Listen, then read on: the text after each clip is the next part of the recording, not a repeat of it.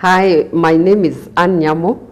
I'm a wife, a mother, and above all, a child of God. In my day job, I work in the investment field, insurance and investment, where I have worked for, this is my 9th year. But before that, I was in the banking sector for about 10 years.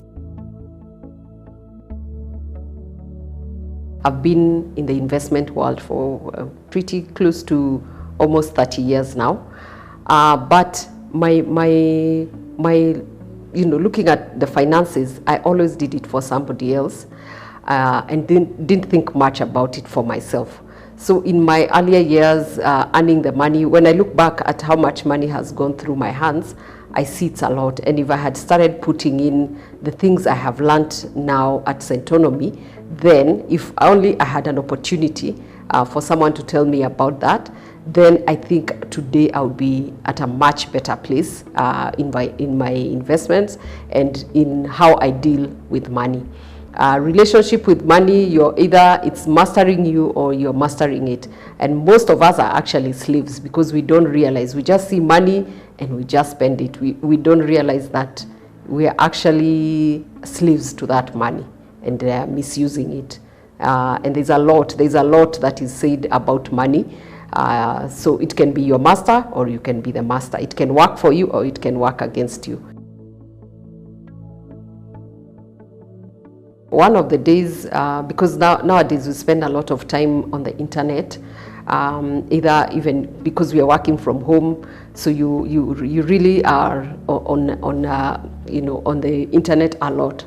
So one of the days, I think it was either my sister or a friend of mine forwarded me YouTube, something on YouTube to watch, and it was actually it was a class for Centonomy, and I remember I actually did the 2 hours and watched that whole clip. And Waithaka was taking people through, and at the end of it, he talked about the Centonomy class, the Centonomy Gold. I've heard a lot about Centonomy classes. There have been various, but then when he talked about Centonomy Gold, I knew that was the thing for me, because they talked about when you're planning to transition from employment or going into retirement. And I immediately knew that was the thing for me, and I knew that I needed to do the class. So the class was online, very, very interesting class. I didn't even want to miss. I think I missed 2 lessons, and I really felt bad because one, I had traveled, and the other one, I was away from my normal station, and where I was, the network was so poor, I could hardly get anything that was going on in the class. I also met people in the class that were just amazing. The discussions, the sharing, the experiences, it was just wow for me. And I think that for me didn't feel like I really needed to be out there. Online worked perfectly. It worked perfectly because whatever you're doing, you could still be hearing what they're saying, but even it could not allow you to be distracted. It was a very engaging session, and I loved every moment with the class. So we learned several things in the class. There were very many wow moments. So for me, the first wow moment was on the asset versus the floor set. And Waithaka just burst our bubble there, telling us, you know what, your house is not an asset. And I was like, what do you mean? My house is not an asset? And yeah, so the example given there was your parents own houses or own their home, be it in the village or wherever it is, but somehow you end up giving them money to run their lives. So how is that home an asset? Yes, it is yes, you have shelter and no one is coming to knock your door, but if you don't have cash flow, how is that helping you? So a great takeout there was that cash flow is king. You must have the cash flow even in your old age, and especially for those who are employed. When you stop getting the paycheck, what happens? you're so used to the paycheck, what happens thereafter? So you need to have to work to ensure that you get that same paycheck from other sources now that your employer will no longer be there. Will you be an employer yourself, or will you make that money with your investments? The other, and I think that one was called the life audit. Yeah, so checking what you own versus what you owe. And then from there, we also learned about debt and how to reduce the debt. That was another wow for me, because we were told that you need to start paying off the smaller debt. Check all your debts that you owe, including your credit card, your mortgage, any other loans that you have, your circle. Just put it all down, because I think the one thing we do is that we know there's a debt somewhere, but you want to bury your head in the sand and assume that it will go away. It's not going to go away. You need to work on it. So the first thing you need to do is pay off the small debt. If you can afford to increase to pay it quicker, because time, I don't remember the exact words Waithaka used, but he said the longer the term of the debt, the higher interest that you pay, and the more money you will have to fork out. So if you attack the smaller debt, add a smaller amount. Don't think anything is too small. If you are paying 20,000, add 5,000, pay it off quicker. And then now that 20 plus the 5, that is 25, add on to the other bigger debt that you had. Compound that and pay, shorten the time. I think that was the greatest message for me. Shorten the length of time that you're paying your debt. And that should free you sooner than later. I think another wow moment was the writing of the will. I think we all ignore that, and I think in our African culture, we assume that the minute I write my will, it's over. I've actually kicked the bucket, like we say. She kicked the bucket. So I think that is another thing. I've always known that I need to do it, and then we assume wills are for the rich.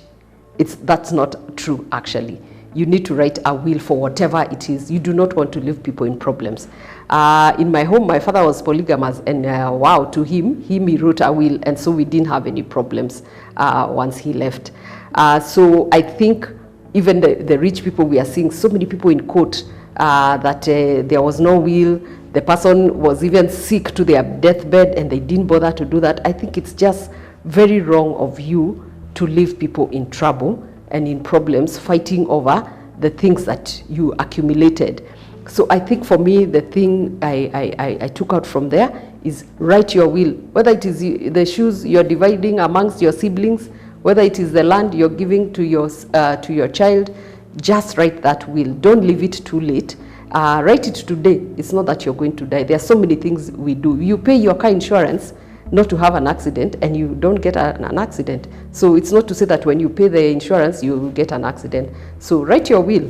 Then the other thing that also came out of the class was tracking your spending. Wow, that was just amazing.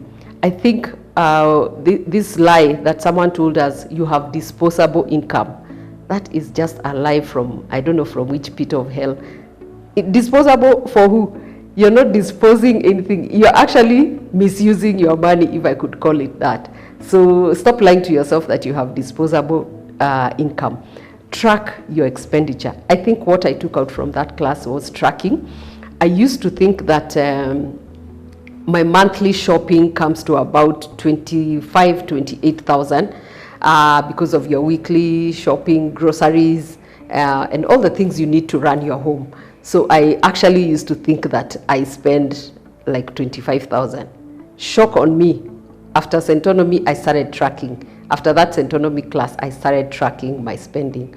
Whoa, don't even want to say that figure. It was just crazy. I realized I spent over 40,000, and I don't even know half of it where it goes.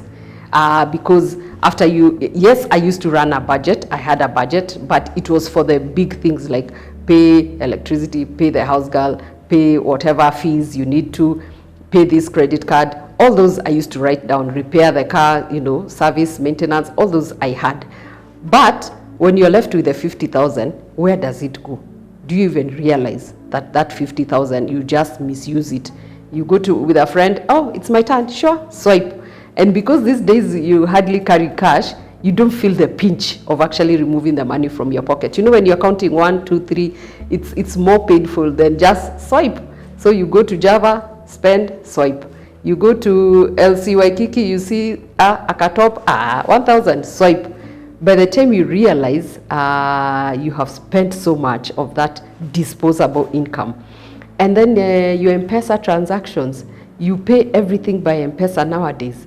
You tell a guy, and especially the shopping online, it's just crazy. Everybody is selling something online, and every day your phone is bombarded with buy this, oh, and everything looks good. So you're like, okay, M-Pesa, you don't know that merchant, but they just tell you, pay via M-Pesa. I'll even send a guy to drop it. Delivery, chap, they come. Delivery, 300. You're like, okay, pay the guy 300. Transaction to the merchant, 4,000. Check how much you've spent, I think 35 or 48 shillings. When you add up all those M-Pesa transactions, my goodness, you find transactions alone, you probably spent 5,000 that you could have invested. That 5,000, just give your broker to buy for you shares. That is something good that you're spending your money on. But yeah, tracking. So now I'm really tracking my spending. And the one thing I have done in making sure that I'm tracking, one is almost laughable because I cannot keep to the budget. When I go to the supermarket or to the list, we go with the list. But when I go there, there's such exciting stuff. There's a new brand of sijui what has come through. Kwanza now we are in Corona, washing your hands. There are so many new nice brands. They all are good and you want to try them all. So you buy a new soap. It costs slightly more, but you see, I can afford it. So then you check, now I don't know whether Kimbo melted, so there's melted Kimbo. There's a Blue Band making butter, peanut butter, and you want to try all these brands.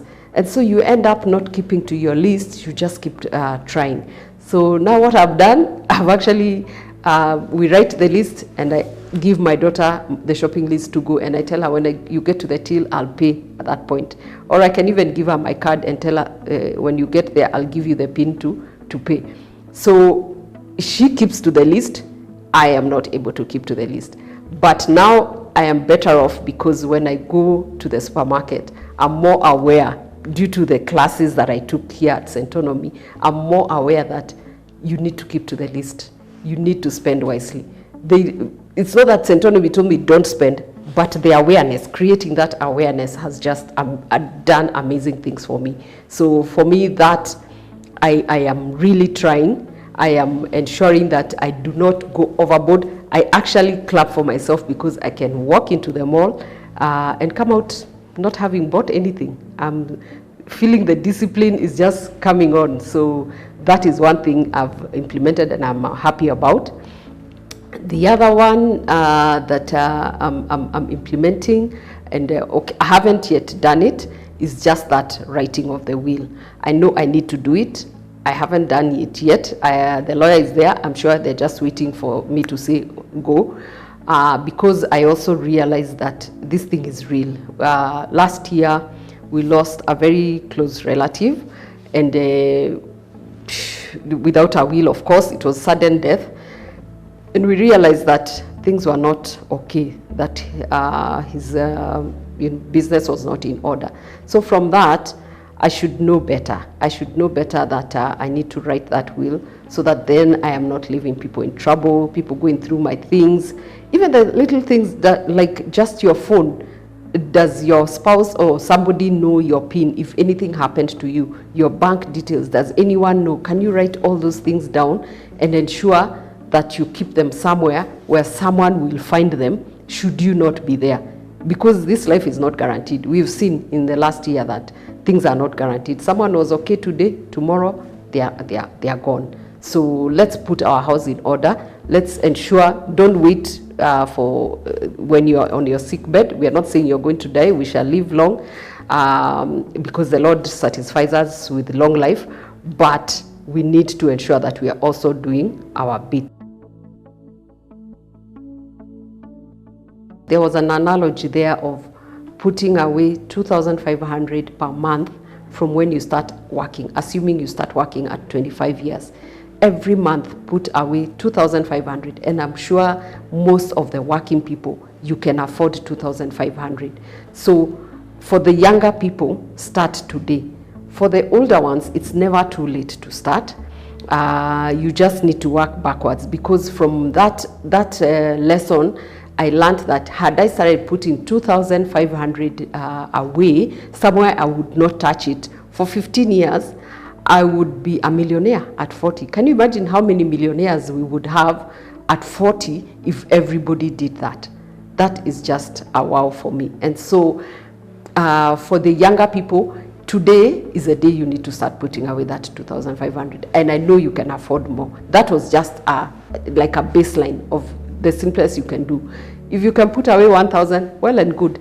Put it away in an account that you will not touch, that you will not be able to access. Because again, if it's easily accessible, then chances are that you will take it out and you will spend it.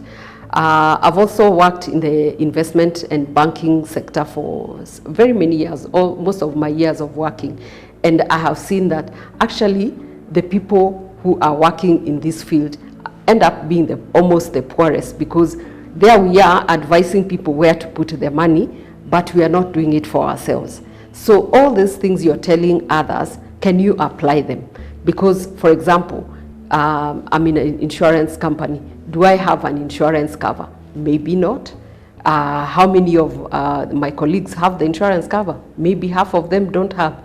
But we are selling those to other people. So I would tell whoever is working today, your paycheck is not guaranteed to retirement. Your paycheck is a lifeline for today. Your paycheck is like a safety net that you need now to build your tower. Yes, God is our refuge, but you need also to do your part of the deal. So there is no point of working all these years. You work 20, 30 years, and then you end up, just like anyone else who never got employed. So when you're employed, that's just a safety net. Can you please save your money? Put away money today, aside every month, have a figure. We even have from the Bible 10%. Give to the Lord 10%, save 10%.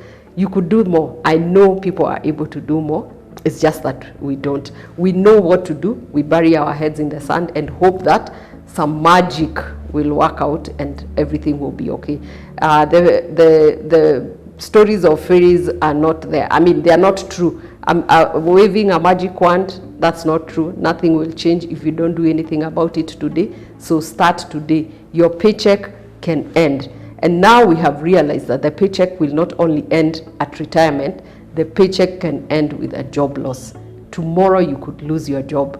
We have seen the corona year. We've seen today companies downsizing. Things have changed.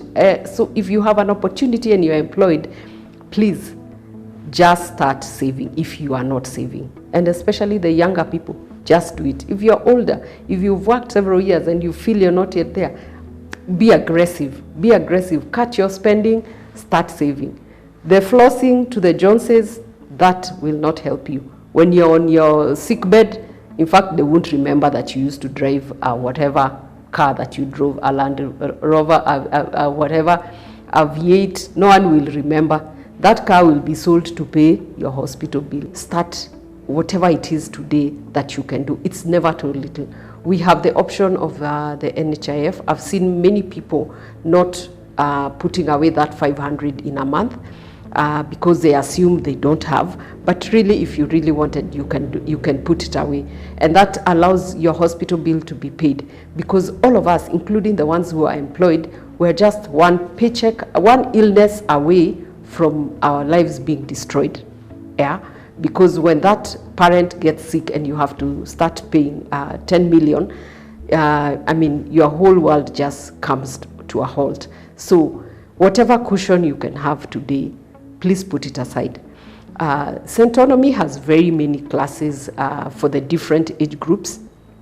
for starters, and especially the youth. There's a lot of education for the youth, which we didn't have in our day, up to now what we are doing for the people looking forward to retiring. So invest in yourself, invest in a class. I can guarantee you that it's going to be worth every cent, because having the knowledge and implementing that knowledge is very, very key. Even the Bible tells us, if you lack wisdom, ask. So for me, what I'm saying is that if you lack knowledge, look for it. There are people here who have the knowledge and who can translate it to your level of understanding, so that you are able to better your life today. I think I would urge everybody, because it's worthwhile. It's worth your while. Just start today. Wherever you are, it's never too late. Look for someone to assist you. Look for all these classes. It's online. You don't even have to leave your house. Centonomy comes to your room, to wherever you are, and teaches you what to do. And yeah, just start today.